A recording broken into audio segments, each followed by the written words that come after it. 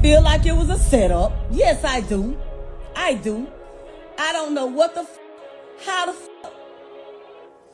one motherfucking shooter, one person, how the what he knew. 4 years after Jaydayoungins was killed, his mother is still talking, and what she is saying has people pointing fingers at the one person who was standing right next to her son when the bullets started flying, his own father. She believes it was a setup. She has been asking publicly how anyone knew where her son was going to be in that 15-minute window, and the fact that his father survived the same ambush that killed him has never stopped being part of that conversation. No arrests, no answers. And a father who walked away while his son did not stay with this, because this story goes places most people are not ready to go. Yo, what's good fam? Today we are breaking down the life and death of Jaydayoungins, where he came from, what he built, what happened on July 27, 2022, and what his family has been dealing with ever since. Let's get into it. Javius Tiki Scott was born on July 15, 1998 in Bogalusa, Louisiana. If you have never heard of Bogalusa, that is part of the story. It is a small city of roughly 10,000 people located in Washington Parish in the southeastern corner of Louisiana, about 60 miles north of New Orleans near the Mississippi border. It is not a city that appears in many conversations about culture or economic opportunity. It is a city that appears in conversations about poverty, industrial decline, and what happens when communities get left behind for long enough that crime becomes the primary economic and social infrastructure for young men with nowhere else to go. Bogalusa was once a thriving paper mill town. The International Paper Mill still operates on the edge of the city, visible from the police department and the jail, but the economic diversification that would have given Bogalusa's young people more options never materialized at scale. What filled that gap, what it often fills in places like this across the South, is the informal economy, the one that runs on cash and carries consequences. The mill that once promised steady work and a middle-class existence for generations of families became a symbol of stagnation, while the surrounding neighborhoods absorbed the fallout of job losses, population decline, and the slow erosion of institutions that once held the place together. By the time Jay was coming of age, the city had already been dealing with elevated rates of violent crime relative to its size well before her son put it on the map. Musically, the fact that he grew up there and still came back, still lived there, still was killed there, tells you something about the kind of loyalty and rootedness that defined him as a person. Even after fame gave him options, he could have been anywhere. He was in Bogalusa. That is not a small detail about his character, it is one of the most important ones. He started making music as a teenager and began releasing material in 2016. His sound was raw, emotional, and rooted in the specific realities of the world he came from. He was influenced by Boosie Badazz, Gucci Mane, and Chief Keef, artists who built their careers on the unfiltered documentation of street life in the South. Jaydayoungins brought that tradition to Bogalusa specifically, and in doing so created a musical identity that resonated far beyond Washington Parish. He was not trying to sound like someone from Atlanta or Memphis. He sounded like himself, which turned out to be what his audience needed to hear. His rise was built on consistency and volume. Before 23 Island made him nationally recognizable, he had been steadily releasing project after project, building a fan base through sheer output and the authenticity of what he was putting into the music. The mixtape era of rap gave artists like him a pathway that did not require a label's blessing to get music to people. He used it. By the time the major label infrastructure noticed him, he had already done the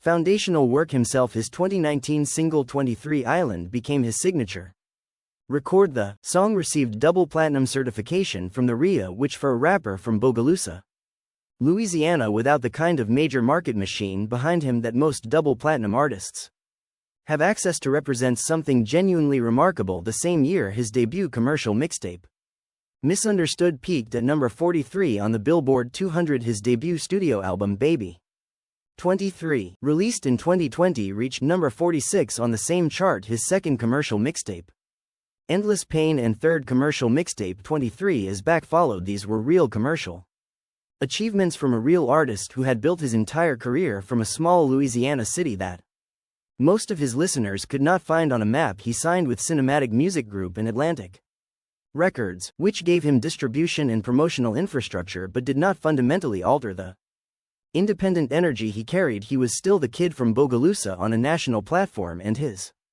Audience understood that they heard something authentic in his music that the major label polish did not dilute. He talked about what he had seen, he talked about people he knew, he talked about Bogalusa in a way that made people who had never been there feel the weight of the place. That kind of specificity is what separates artists who connect at a deep level from artists who simply fill space on the playlist. But here's where the story gets complicated, because Jaydayoungins' life was not simply the story of an independent artist making it out, it was also the story of a young man who could not fully detach from the world that made him, even as his career grew and the legal record that followed him through his final years shows a picture of someone caught between two versions of his life simultaneously. In August of 2020, a fatal shooting occurred at a Roseland trail ride in Tangipahoa Parish. In September of 2021, Jaydayoungins was arrested on charges of accessory to second-degree murder and obstruction of justice, with authorities alleging he helped the suspect in that killing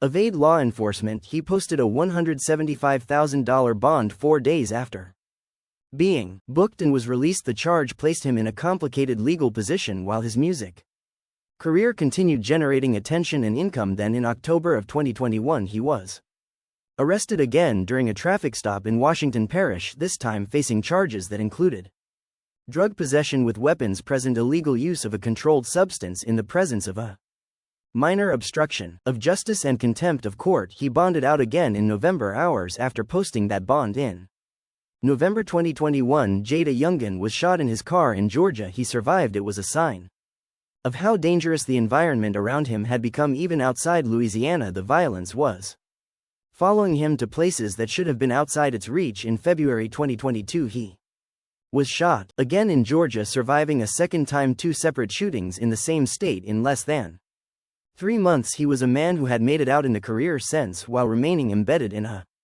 level of physical danger that most people who downloaded his songs never had to think about. Federal court documents filed after his death painted a broader picture. According to those documents, authorities believe Jaydayoungins was affiliated with what they called the 23 Gang, a Bogalusa group alleged to have been involved in drug trafficking and firearms distribution since 2017. The documents named at least 13 other individuals as alleged members or associates of the group. His friend Mark Amos, who rapped under the name FG Famous, was arrested on federal gun charges. In July 2022, the same month Jaydayoungins was killed, the federal investigation into that broader network was actively unfolding around the time of his death, which means his killing occurred in the middle of an already intensely surveilled criminal environment. None of that context, the legal cases, the affiliations, the federal investigation, the 2 survival shootings in Georgia, was a surprise to the people in Bogalusa who grew up in the same environment. Jaydayoungins himself had spoken in his music and in interviews about the realities of where he came from and the difficulty of fully separating from it. He was a 24-year-old man who had become nationally recognized and commercially successful by documenting a world that was simultaneously the source of everything that made him who he was and the force that ultimately ended his life. The tension in that story is not unique to him, it is the tension that defines the careers of many artists who come from environments like Bogalusa. The music that resonates most deeply is often the music most directly drawn from real experience, but maintaining fidelity to that experience meant maintaining proximity to its dangers. That is a dilemma artists in his position navigate in real time, often without good options. July 27, 2022, it was a Wednesday evening around 5:50 p.m. when shots were fired at a home in Bogalusa. Jaydayoungins and his father, Kenyatta Scott Sr., were sitting in the front yard of their Louisiana home when a black truck pulled up to the front of the property, and 3 people jumped out with guns. Jay and his father tried to run inside the house, but 2 more gunmen were already approaching from the side of the property. They were surrounded. 5 attackers total. His father, Kenyatta Scott Sr., was armed and shot back at the gunmen trying to defend himself, and his son Jaydayoungins was struck at least 8 times. His father was shot twice in the arm. Kenyatta Scott survived and was taken to a hospital in stable condition. Jaydayoungins lost a massive amount of blood. He was rushed to surgery. He did not survive. He was 24 years old. His last words were to his mother, Leticia Jefferson. Jaydayoungins' mother recalled what he said to her in the immediate aftermath. She shared it publicly on Instagram. Live in March 2025, nearly 3 years after his death. Through tears she described how he looked at her, smiled through everything that was happening, and told her that he loved her but that he knew he was not going to make it. He kissed her on the left cheek. Those were the last words her son spoke to her. Then she said something that has never left the conversation around his death. She said she believes it was a setup. She described the impossibility of what happened, pointing to the fact that the gunman arrived at her home within approximately 15 minutes of Jay being there. She was asking publicly how someone could have known to come to her house that fast to that specific location in that narrow window of time. That kind of precision does not happen by accident. In her view, someone knew where he was, someone told them where he was. The question of who that was has never been publicly answered, and the question itself is the kind of thing that makes an already devastating situation feel even heavier, because it means someone in his circle, someone who knew his movements that day, may have been part of what happened. Kenyatta Scott Sr., who was shot defending his son, told TMZ in the days after the killing that he believes the murder was the result of jealousy, that whoever was behind the shooting was envious of Jaydayoungins' success, of the fact that he had made it out of Bogalusa while others stayed behind.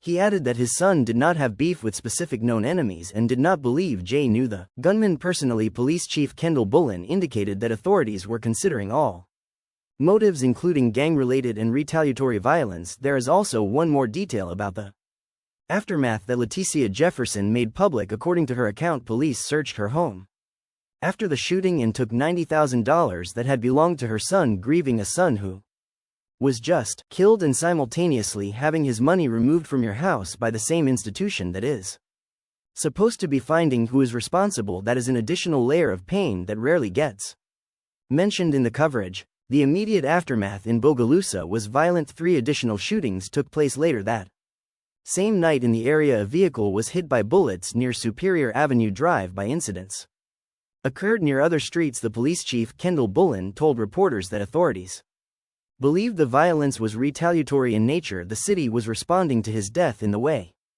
that communities under the kind of structural pressure Bogalusa was under respond to the death of a significant figure.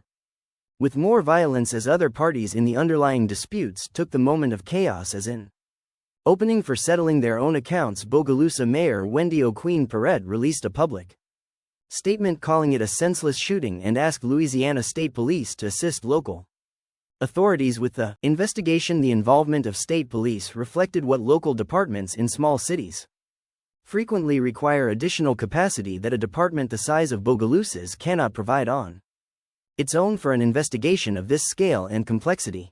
His funeral was held at Bogalusa High School on August 7, 2022. Hundreds of mourners attended. The image of a rapper being memorialized at the same high school building that represents the legitimate institutional future that communities try to steer their young people toward is itself a statement about the contradictions in Jaydayoungins' life and in Bogalusa's life.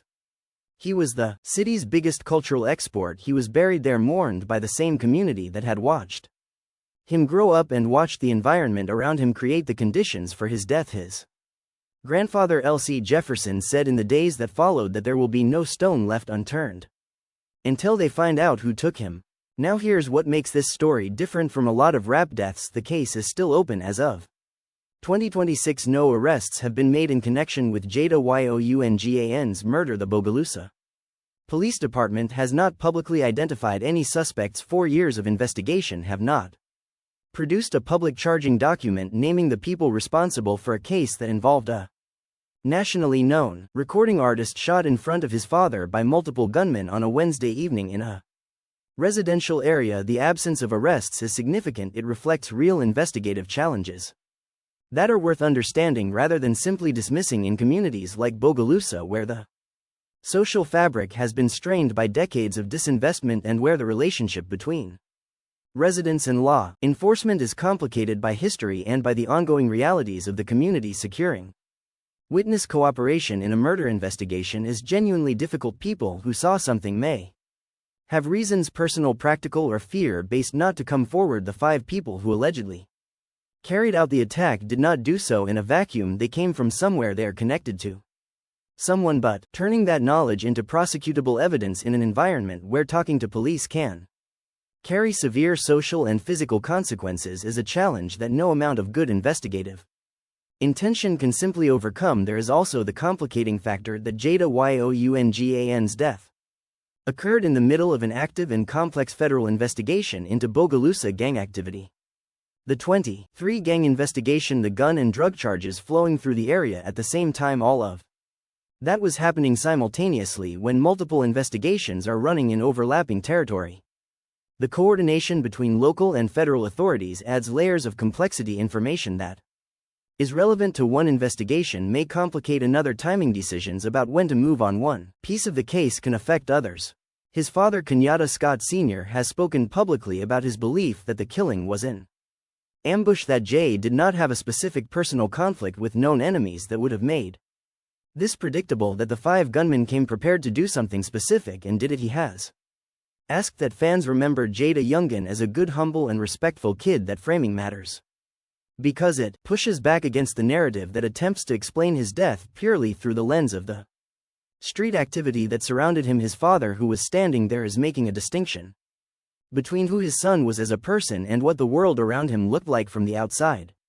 Jaydayoungins' mother has not been silent through any of this. She has spoken publicly and consistently since her son's death about the pain of the loss, about the ongoing absence of justice, about what it means to watch a legal process move slowly or appear not to move at all when your child is the victim. She recalled his last words publicly in 2025, 3 years after his death, which tells you something about where she is emotionally in this process. She is not moving on. She is not at the acceptance stage that grief timelines in popular culture suggest people should reach. She is in the middle of a loss that does not have a resolution attached to it. She lost her son. No one has been charged. She is still waiting. That is what survival looks like for a parent in this situation. You keep pushing, you keep talking, you keep saying his name, you keep reminding the public and the authorities that the case is open and the people who did this are still out there, because if you stop pushing, the case can sink to the bottom of a department's priority list where unsolved cases go. When the immediate pressure fades, her persistence, the refusal to let the silence settle, is not just grief, it is strategy. It is the only tool she has left. That is the emotional reality that the streaming numbers and chart positions do not capture. Jaydayoungins' catalog continues to be played. His songs still reach people who discover them through playlists and algorithm recommendations. His double platinum single still accumulates streams, but the people who loved him, his mother, his father who was shot beside him, his young son who was 2 years old when he died, are living in a Bogalusa where the investigation is open and the answers are not there. Yet the grandfather, L.C. Jefferson, said in the days after the shooting that there will be no stone left unturned until they find out who took him. That statement was made in 2022. It is 2026. The stones are still being turned. The names have not come. Real talk. The story of Jaydayoungins is not simply the story of a rapper who died young. It is the story of what happens when talent and ambition and loyalty to home collide with the specific violence that certain American communities have been left to absorb without adequate resources, without adequate investment, and without the kind of sustained institutional attention that would make cases like this one easier to solve. Bogalusa is not an anomaly. It is a version of a pattern that repeats in small cities and rural communities across the South, where the local police are outmatched by the complexity of the situations they are dealing with, where witnesses are afraid, where the federal investigations that do exist are focused on the broader organizational questions rather than on a specific killing that left a family broken. The contrast between what Jaydayoungins achieved professionally and the environment in which that achievement ended is stark, to the point of being almost impossible to reconcile. A double platinum RIA certification represents a level of commercial recognition that most artists spend entire careers chasing and never reach. He reached it from Bogalusa, Louisiana at 23 years old. That is not a small thing. That is someone with extraordinary capability and drive who found a way to translate his specific experience into something that resonated with millions of people who had no connection to that experience. That kind of artistry matters. It persists beyond the life of the person who created it, and it is worth saying clearly because the legal history and the gang affiliations described in federal documents can dominate the narrative around a figure like him in ways that obscure how genuinely remarkable his commercial and artistic achievement was. Both things are true about him. The street world he came from and the artist he became are both real. Neither one cancels the other out. His catalog continues to be discovered. Young people who were not paying attention in 2019 are encountering 23 Island now for the first time and following it back through his project history. The music functions as a document of a specific time, place and perspective that no longer has a living author. Every stream is a person engaging with what Jaydayoungins left behind. His son was 2 years old when Jaydayoungins was killed. By now he is a young child growing up with the knowledge that his father was famous and that his father is gone and that no one has been held accountable for taking him. Whatever that child's relationship to the music will be as he gets older, it will be shaped by the absence of the man who made it. These are the long-term human consequences of an unsolved murder that exists completely outside the world of chart positions and streaming numbers. The music will keep playing, the boy will keep growing, the people who pulled the trigger are still somewhere in the world. That is the reality that does not resolve itself simply because time passes. Jaydayoungins built something real. 23 Island went double platinum from Bogalusa. Misunderstood reached the top 50 of the Billboard 200. Baby 23 did the same. He gave the city a cultural identity it had never had before. He was the biggest thing to come out of Washington Parish in the modern era, and he used that platform to talk directly about the world that shaped him, without softening it, and then the world he documented without softening came for him directly. The investigation is ongoing, the family is still waiting, the music is still playing, and his mother is still standing in the gap between the world that lost her son and the world that has not yet provided any answers about who is responsible. That is where things stand in 2026. Not wrapped up, not resolved, still open. What do you think about the fact that Jaydayoungins' murder is still unsolved 4 years later, fam? And do you think more resources should be directed towards solving murders in smaller cities where the victims happen to be famous? Do you think his mother is going to get the answer she deserves? Drop your thoughts in the comments below. Make sure you subscribe because we keep covering the stories that go deeper than the headlines.